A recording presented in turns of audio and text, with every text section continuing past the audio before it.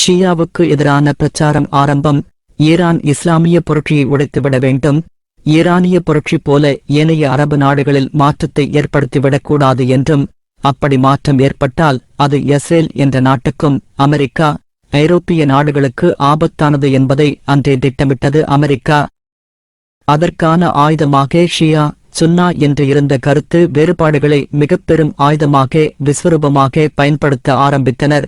இக்காலத்தில் மத்திய கிழக்கு எண்ணெய் ஏற்றுமதியில் கிடைக்கும் பணத்தை இதற்காக பயன்படுத்த ஆலோசனை மற்றும் தந்திரமான செயற்திட்டத்தையும் அமெரிக்கா குறிப்பாக சவுதி அரேபியாவுக்கு வழங்கியது. இவ்வாறான பிரிவினைவாதம் காரணமாக இஸ்ரேலை பாதுகாக்கலாம் என்று திட்டமிடப்பட்டிருந்தது.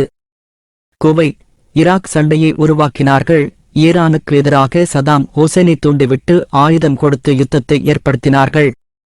அதே சதாம் ஹுசைன் தங்களுக்கு கட்டுப்படவில்லை என்று ஈராக்கை அழைத்து சதாமை தூக்கிலிட்டு கொலை செய்தார்கள்.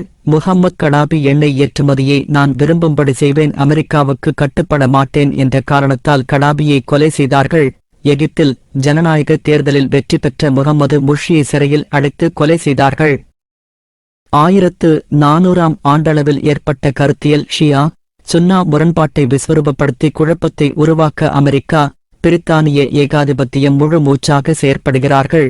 முஸ்லிம்களுக்குள் ஷியா சுன்னா வஹாபிசம் இவானிசம் என்ற குழப்பம், பிரிவினை, சண்டை, சச்சரவு இருக்கும் காலமெல்லாம் நாம் இவர்களை எமது கட்டுப்பாட்டுக்குள் வைத்துக்கொண்டு அனுபவிக்கலாம் என்ற திட்டம் நிறைவேறியது. ஷியாக்களும் சுன்னாக்களும் மோதிக்கொண்டார்கள்.